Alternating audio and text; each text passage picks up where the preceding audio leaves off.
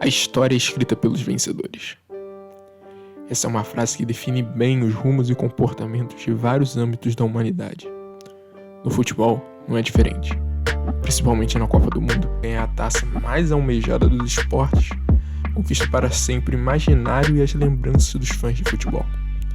E é sobre esses vice-campeões mundiais que falaremos na nossa série, os grandes vices de Copa.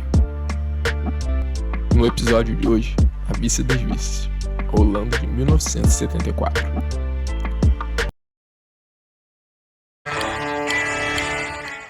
A década de 70 teve mudanças radicais na sociedade. O modo como se deve vestir, agir e se expressar era totalmente questionado e revolucionado. E seguindo essa tônica, uma seleção viria para virar do avesso todos os costumes do futebol, chocando a todos com seu chamado futebol total. O choque era tão grande que a seleção holandesa de 74 recebeu com apelido o título de um filme também conhecido pela sua qualidade e capacidade de choque, A Laranja Mecânica. A Holanda vivia um completo ostracismo no futebol depois de sua primeira, e até aquele momento única, participação em Copas em 1938. Mas dois personagens ajudaram a recolocar o país nos holofotes da bola, um no banco e outro no campo, Rinus Michels e Johan Cruyff.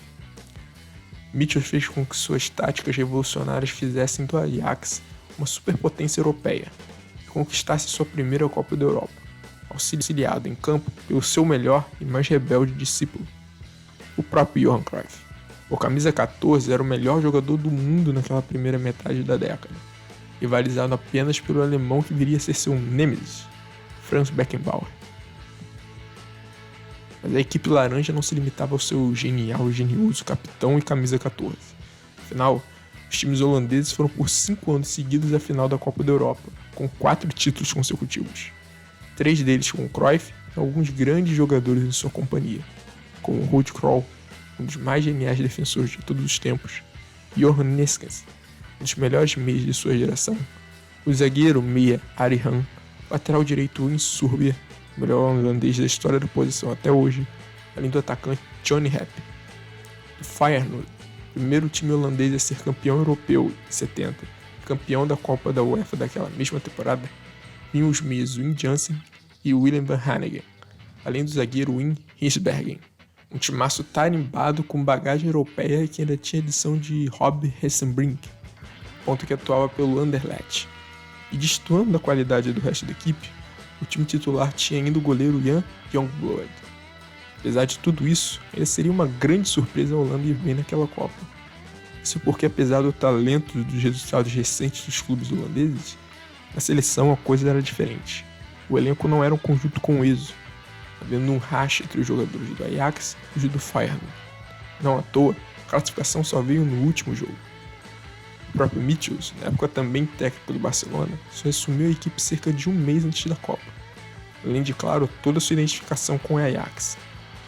Uma seleção rachada, com egos gigantes e um técnico com quase nenhum tempo de preparação. Todos esses pormenores só tornam ainda mais espetacular o que essa seleção faria a seguir. A primeira partida seria contra um peso pesado, o bicampeão Uruguai. Um time talentoso, porém envelhecido, que havia sido o 4º colocado na última Copa, com excelentes jogadores como o goleiro Ladislau Mazurkiewicz, os laterais Pablo Forlan e Ricardo Pavone, o meia Pedro Rocha e o atacante Fernando Moreno. Dada a tradição uruguaia e a força técnica holandesa, era de se esperar um jogo pegado. Não foi. O que foi visto foi um dos maiores domínios já vistos em um jogo de Copa do Mundo. A Holanda sufocou completamente os uruguaios, que não conseguiam tocar 3 passes sem que alguém vestido de laranja roubasse a bola.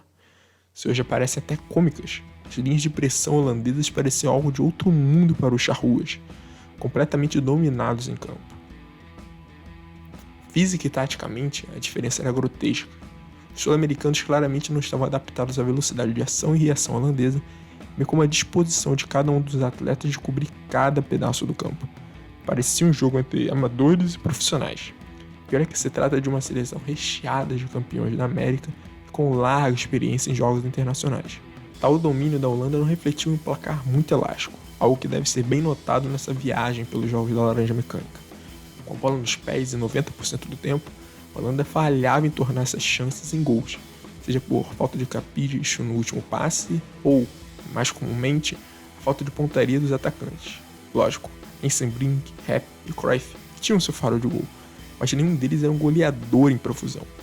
Na dança de posições holandesa, acabava faltando alguém de ofício lá na frente para converter o caminhão de chances criadas. Se fosse a inércia uruguaia, o jogo poderia ter ficado ridiculamente perigoso mesmo com o domínio laranja. Afinal, o primeiro até o segundo gol de Rep se passaram quase 80 mil, mas como equipe. Mas partidas excelentes de Krol, Jansen, Surber e, é claro, Rep, autor de 2 gols. A segunda partida, uma tônica muito parecida do time dos Países Baixos. Domínio absoluto, mas falta de capricho nas finalizações. Esses erros de conversão, dessa vez, quase foram fatais, uma vez que, diferente do despreparado time uruguaio, a Suécia possuía fôlego e dinamismo para ao menos tentar acompanhar ou atrapalhar o futebol total holandês. De entrega total na defesa e um preparo físico excelente, os suecos chegaram a ter algumas chances claras de abrir o placar, a maior parte em jogadas de bola parada. Se não foi muito justo, o empate ao menos foi um aviso bem dado de que nem sempre as coisas seriam tão fáceis quanto foram contra o Uruguai. A partida, muito mais movimentada que o placar faz parecer, também viu o Cruyff se mostrando de vez na Copa. Lógico, na partida anterior o camisa 14 não foi mal, mas contra a Suécia o capitão holandês, caindo muito pelas pontas, rendeu vários lances de habilidade, velocidade de ação e de pensamento, e criou grandes chances que foram prontamente desperdiçadas pelos seus companheiros. Também é nessa partida que ele dá o famoso drible conhecido como Cruyff Tour. Outros destaques são Neschens e Rijsbergen. Fazer parecer o contrário, mas a Bulgária talvez tenha sido a equipe que melhor lidou com a Holanda nessa primeira fase. Conseguiu construir jogadas de ataque e até algumas chances perigosas. O que matou o time búlgaro foi o nervosismo de seus defensores em 2 lances, cometendo 2 pênaltis infantis em momentos chaves. O primeiro, logo aos 5 minutos, que Nesh teve que bater 2 vezes para valer 1, e outro no final do segundo tempo, quando a Bulgária conseguiu mais ou menos equilibrar a partida. Nesse convertiu novamente. A partida como um todo seguiu a tônica das anteriorizações. Só Ensenbrink perdeu 2 chances claras. Não é nem dizer que a seleção seja a falta de um Van Basten, mas um Van Nistelrooy e um Van Persie que adiantariam bastante. De qualquer maneira, Rep e De Jong brilharam no segundo tempo, que ainda teve Krol fazendo contra. Como destaque da partida, Johan II, Neeskens. Camisa 13 deu dinamismo ao meio e ainda marcou os 2 primeiros gols da partida. Cruyff teve atuação regular, com alguns lances de perigo e por vezes escondido no meio de campo. Ao menos, teve a primeira participação em gol na Copa, em bela assistência para o gol de De Jong. Passando em primeiro no seu grupo, a Holanda se classificou para a segunda fase de grupos. Sim, para aquela edição, mas algumas posteriores. As oitavas e quartas de final não eram realizadas, mas sim uma segunda fase com 2 dos primeiros colocados. Nesse caso, a Alemanha Oriental do grupo 1 e Holanda do grupo 3, e 2 segundos colocados, Brasil do grupo 2 e Argentina do grupo 4. O líder, após 3 jogos, passava para a semifinal. Como deu para perceber pelas seleções citadas, a concorrência era pesada. A sensação da Copa até ali seria colocada à prova, mas seria nesse momento de maior pressão que a laranja mecânica mostraria de vez o que veio. Cruyff, o grande craque holandês, até fazia boa Copa, mas faltava ao capitão em camisa 14 uma atuação que demonstrasse de vez a que ele havia ido para a competição. E para azar de nossos hermanos, ela veio justamente contra a Argentina. Cruyff não deixou de rodar o campo e organizar o jogo, mas conseguiu ser mais agudo e comparecer mais à grande área. Isso lhe rendeu 2 gols, um indo aos 11 e outro aos 90, além de uma assistência para o gol de Rep aos 73. Krol fez o outro aos 25. A Argentina, assim como os outros times, mal saía de seu próprio campo e não conseguia conectar as jogadas. O esgotamento mental e físico que o domínio laranja, tão grande que era, promoveu os argentinos, foi tanto que antes de meia hora de jogo já se percebia um semblante de expressão corporal de derrota nos nossos vizinhos. Após o segundo gol do tempo, e ainda assim marcou mais 2 tentos, sem falar em um pênalti claríssimo em Ensenbrink, solenemente sonegado pelo árbitro, que estava de frente para o... Aliás, é interessante perceber que os 2 times sul-americanos que os holandeses haviam enfrentado até ali, Uruguai e Argentina, apesar de serem os dois oponentes mais talentosos que os neerlandeses haviam enfrentado, também foram as duas equipes que sofreram mais com o domínio na Holanda, principalmente no aspecto físico, com os jogadores sul-americanos parecendo amadores na comparação de desempenho físico entre as equipes. Mais uma amostra de que talento sem preparo não é nada. Partida excelente do meia Van Hanegem também. Agora a partida era contra a Alemanha, mas não, eu não estou adiantando a final. Na época existiam duas Alemanhas, e de forma inédita as duas se classificaram para a Copa e ainda se enfrentaram na mesma fase. A Alemanha Oriental venceu sua rival ocidental e acabou no grupo da Holanda na segunda fase. Voltando para a partida em si, foi mais uma exibição do domínio laranja. A Alemanha até tentou conectar algumas jogadas, cara, ainda aos 8 minutos. Depois de cedo, deu ainda mais tranquilidade para uma equipe que parecia não ter ansiedade nenhuma. Trocas de passe, dribles, pressão pós-perda. É inacreditável uma seleção dominar outras seleções de alto nível de maneira tão fácil, às vezes fazendo-as parecer equipes amadoras tamanho domínio. Eu particularmente não lembro de ter visto, ao menos em uma Copa do Mundo, nem das que eu vi ao vivo ou das que vi por vídeos, uma seleção aplicar um domínio desse em tantas partidas seguidas. Ensenbrink marcou destaque para o zagueiro Rischbergen, sempre seguro e com ótimas interceptações. A Holanda encantava o mundo e estava a um pé na final, mas ainda havia um último desafio antes da finalíssima: enfrentar o atual campeão, o Brasil. Holanda e Brasil tinham os mesmos 4 pontos, mas os holandeses, pelo saldo de gols, só necessitavam de um empate para passar a final. O Brasil não era mais o mesmo que havia conquistado o mundo em 70, não tinha mais Gerson, Tostão e principalmente Pelé. A equipe canarinha havia perdido o brilho e feito o Mundial aos trancos e barrancos até ali. Mas ainda era o Brasil. Era uma seleção repleta de grandes jogadores e tinha Rivelino, Paulo César Caju e Jairzinho com os principais remanescentes do trio no México. Já foi dito por alguns membros daquele time que eles não sabiam nada sobre como a Holanda atuava, nem nunca haviam visto um jogo. Embora a comissão técnica tenha enviado espiões às partidas e tenham dado instruções sobre o modo como, supostamente, deveriam atuar. Fato é que no primeiro tempo, ao menos, o Brasil demonstrou ser a melhor seleção que lidou defensivamente com os laranjas até, mesmo que o placar só não tenha sido aberto aos 10 minutos, porque Leão fez a maior defesa que um goleiro submeteu a Cruyff, segundo o próprio camisa 14.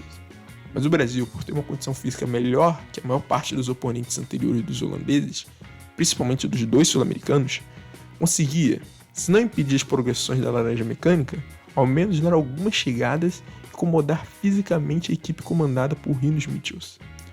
O problema é que essas chegadas foram se escalonando até passarem a ser encontrões e depois faltas bem duras. E os holandeses, que de Santos nunca tiveram nada, demonstraram nervosismo não característico à sua participação na Copa até ali e também não economizavam nas entradas. Não se engane, jogadores como De Jong tinham predecessores mais técnicos na arte holandesa de distribuir pancadas. A arbitragem perigosamente permissiva do juiz alemão oriental Kurt Tischencher acabou deixando com que a partida virasse um festival de entradas maldosas. Com o VAR, a partida não terminaria com mais de 14 jogadores em campo. E isso não é um exagero. A partida, que era para ser um embate futebolístico entre duas escolas da bola, acabou por ser quase uma batalha campal. Às vezes em que houve futebol, o Brasil, muito mais esperto que as outras equipes, conseguiu até fugir da primeira pressão holandesa. Mas a linha de impedimento, as boas intervenções do errático Youngblood e uma péssima partida de todos os seus destaques ofensivos fez com que essas escapadelas não fossem tão produtivas. Os Países Baixos também aparentavam estar nervosos, sentindo pouco emocionalmente a partida. Mas na volta do intervalo, com o Brasil mais desatento e um Cruyff extremamente decisivo, os europeus chegaram à vitória e carimbaram passaporte para a final. Esse para Luiz Pereira e abriu o marcador aos 50. Acabar em um dos mais belos gols da único expulso de uma partida que deveria ter ao menos outros 3, esbravejando sobre a vantagem de 3-0 em títulos de Copa aos torcedores holandeses. A posição física, a habilidade e a camisa da seleção brasileira chegou a incomodar a Holanda, aquela classe de tudo humanos. O Brasil apenas não tinha nem o futebol, nem o psicológico necessário para ser um oponente mais à altura. O problema é que o próximo oponente teria. Um erro cometido por muita gente é agir como se a Holanda fosse o timasse a Alemanha uma seleção de jogadores medianos com um ou dois grandes jogadores. Quando na verdade o selecionado alemão era, individualmente, tão bom ou melhor em nomes que o da Holanda. goleiro Sepp Maier era muito melhor que o fraco Youngblood. A histórica linha de defesa formada por Vogts, Beckenbauer, Schwarzenbeck e Breitner pode até ser considerada melhor que a defesa laranja de Surbier, Hahn, Sbergen e Kroll. O trio de meias formado por Bonhoff, Overhart e Hoeneß era parelho ao meio holandês formado por Jansen, Neskens e Van Hanegem. O ataque da Holanda, é claro, tinha vantagem, com Rapp, Cruyff e Hessenbrink. Mas Grabowski e Rosenbein não faziam feio na companhia ao caracaço Gerd Müller. O contexto de clubes da época também demonstra a qualidade do scratch alemão. Se de 70 a 73 todas as Copas da Europa foram para a Holanda, naquela recém-findada temporada 73-74, a orelhuda foi para o alemão Bayern de Munique, que iniciava ali uma sequência de 3 títulos logo em seguida do Ajax. Ou seja, o simbolismo de uma tomada de hegemonia das mãos dos clubes holandeses para as mãos dos clubes alemães era muito forte. Ainda mais que 6 jogadores desse Bayern campeão europeu eram titulares na Alemanha, que jogaria a final. Sem falar que os alemães, sempre bom lembrar, eram os atuais campeões da Eurocopa, sediados 2 anos antes na Bélgica. Mas, apesar de tanta qualidade, também era fato que os alemães haviam tido, ao contrário da Holanda, um caminho bem irregular na Copa, com recorrentes críticas à falta de criatividade da equipe e das escolhas do técnico Helmut Schön. A National Elf chegou até mesmo a ser vaiada por sua própria torcida. Prova dessa irregularidade alemã é a falta de definição da equipe titular durante o torneio. Foram 4 escalações diferentes em 6 jogos. Uma chocante derrota para sua irmã comunista e menos talentosa. Essa falta de definição talvez tenha tido papel na falta de criação da equipe, muito dependente de chutes fora da área. O grande centroavante daquela geração, Gerd Müller. Claro, 3 gols em 6 partidas não é uma média ruim para nenhum jogador, mas pare para pensar que 4 anos antes, Müller já tinha seus 10 gols nesse estágio do torneio, em que na Euro em 72 ele havia feito 4 gols em apenas 2 partidas. A irregularidade alemã era evidente, mas isso não deveria relaxar a Holanda. Os alemães tinham o maior conjunto de talento da Copa. Pare para pensar que eram 2 bolas de ouro no time titular. Tinham vários jogadores em bom momento e outros no auge da carreira. Tinham talento, técnica e força física para se equipararem ao jogo holandês. Mas apesar de todos os indícios de paridade, os minutos iniciais da partida indicaram mais um passeio do selecionado holandês. Você já viu esse vídeo? O apito é suado, a Holanda vai trocando passes pacientemente até que Cruyff pega a bola no meio e arranca para o gol. Ao deixar Vogts na saudade, o camisa 14 leva um carrinho do 14 do time adversário, Hoeneß. Pênalti que talvez tenha sido fora da área. Neskens vai para a cobrança, gol. O primeiro da final e 5º do camisa 13 no torneio. Isso tudo sem um alemão tocar na bola. Algo surreal se tratando do peso da partida e do talento do time enfrentado. Para piorar, 2 minutos após o gol, o lateral Bert Vogts, encarregado da inglória tarefa de marcar Johan Cruyff, levou um amarelo por fazer falta no capitão holandês. Os 5 minutos iniciais da partida mostravam uma Alemanha claudicante e errática, e a aparência de mais uma vitória fácil holandesa era bem clara. E talvez isso tenha tido um efeito negativo na mente dos jogadores holandeses. A chance de uma humilhação sobre os alemães em sua casa era um sonho tão forte, tão palpável naquele momento, que os holandeses pareciam ter baixado um pouco a guarda. Bom lembrar, a rivalidade entre os 2 países tem raízes muito mais profundas que o futebol. Estamos falando de 74, apenas 29 anos depois do fim da Segunda Guerra, onde a Alemanha nazista invadiu a Holanda e prejudicou a vida de milhões, incluso aí os pais e familiares dos atletas laranjas em campo. Ou seja, havia um compreensível rancor frente aos alemães, ainda que nenhum deles tivesse algum papel nos ataques e ocupação do território dos Países Baixos na década de 40. Enquanto os holandeses, a Alemanha ia se aclimatando em campo e colocando em prática sua estratégia de jogo. Em momentos defensivos, a Alemanha deixava quem tinha posse livre e tentava bloquear, com praticamente todos os seus atletas atrás da linha da bola, quem poderia receber a bola. Vogts fazia marcação, ou melhor, perseguição individual a Cruyff, e o capitão, genial que era, recuava ou mudava de posição para que seus companheiros aproveitassem os espaços que esse tipo de perseguição deixaria. Mas, ao mesmo tempo, isso afastava o mais perigoso jogador holandês da zona de ataque. Quando o jogador holandês tentava avançar com a bola dominada ou completar, os alemães mordiam forte, não afinavam na marcação. Uma vez com a posse da bola, seus defensores 3 passes. Um defensor, normalmente Beckenbauer, incrivelmente sem marcação, mesmo sendo o melhor jogador alemão, lançavam um meia, os 3 jogadores da linha ofensiva por trás de Miller. Muitas vezes, as dobras na defesa holandesa sobre esses pontas não podiam ser feitas porque Gerd Miller, espezinhando e irritando o zagueiro dos Países Baixos, não podia de nenhuma maneira ser deixado sozinho ou com apenas um marcador em seu encalço. A marcação-pressão holandesa tão eficaz durante o torneio não podia ser utilizada com frequência na final. Isso porque Roynes, Grabowski e Rosenbein desciam o campo conforme os defensores holandeses subiam. Os alemães eram demasiados técnicos e inteligentes, conseguindo efetuar lançamentos e passes longos com um mínimo de tempo e espaço. Os alemães também não tentavam bater a linha de impedimento holandesa ofensivo, usando a velocidade e habilidade para conduzir o máximo possível. Inclusive, é comum a gente ouvir aquela história parecida e tudo mais. Mas pelo menos o que eu vi nessa partida foram jogadores habilidosos, técnicos e criativos tendo liberdade de performar. Não há um meio defensivo de formação em campo.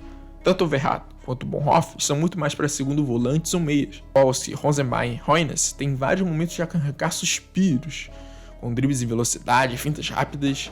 E Rosenbein, ponta do Eintracht Frankfurt, fez um salseiro na zaga laranja e se deixou ser derrubado. Pênalti. Breitner cobrou e deixou a partida empatada. Foi o segundo pênalti apitado e convertido da história das finais de Copa. O primeiro, o de Neskens, 23 minutos antes. E assim, meio que do nada, a Holanda tinha pela primeira vez naquela Copa uma partida de verdade.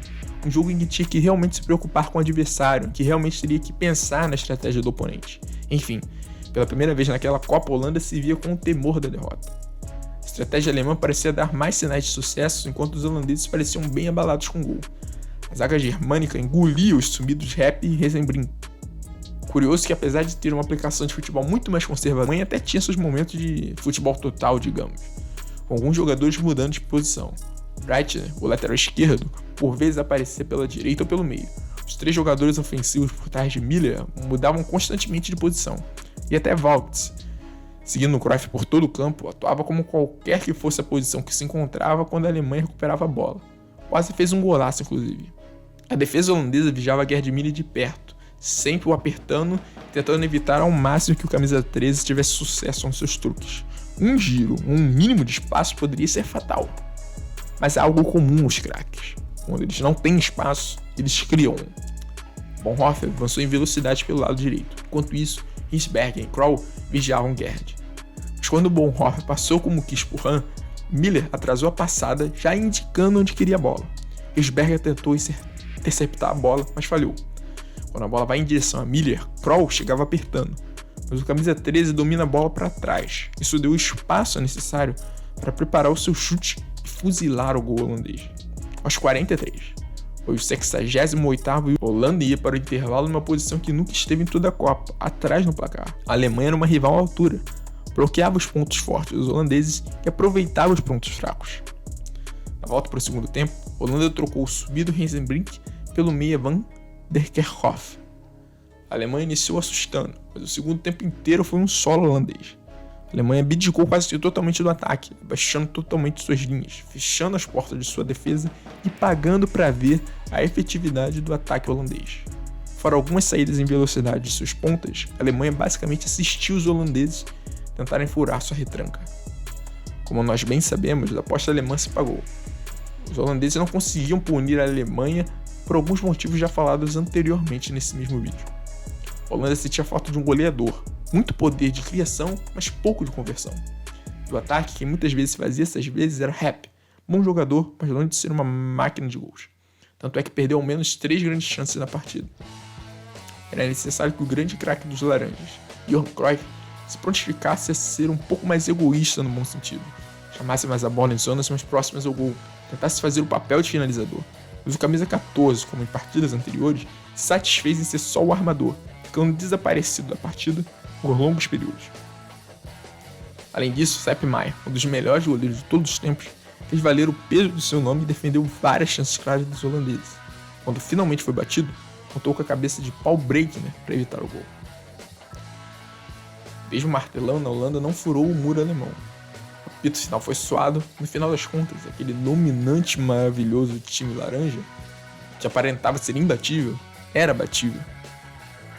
Como comum em toda derrota de um time favorito como era a Holanda, começaram a surgir motivos para além das 4 linhas para a Holanda ter perdido. O jornal Bild, alemão, no dia anterior à final, chegou a publicar uma matéria que garantia que mulheres nuas foram vistas no dormitório dos holandeses, garantindo ter fotos que nunca mostraram.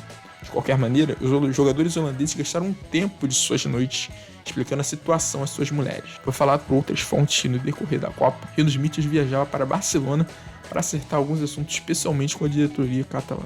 Essas distrações podem ter tido uma influência no desempenho holandês? Certamente, mas é difícil quantificar isso. Afinal, estavam na final e por pouco não mandaram o jogo para os pênaltis. De qualquer forma, a Copa já era dos donos da casa. A Alemanha para sempre poderia ostentar seu título mundial, o segundo naquela altura. Mas a Holanda, ao menos como consolação, seria entrar na história como seu título. Não veio a taça, mas veio o reconhecimento eterno como uma das melhores seleções da história do futebol. E reconhecimento ao invés de título era algo que eles deveriam se acostumar a ganhar, pois ainda viriam mais 2 vices mundiais. Um deles logo na Copa seguinte.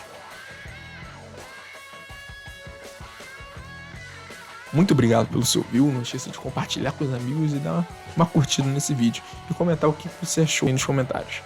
Tudo bem? Valeu, obrigado.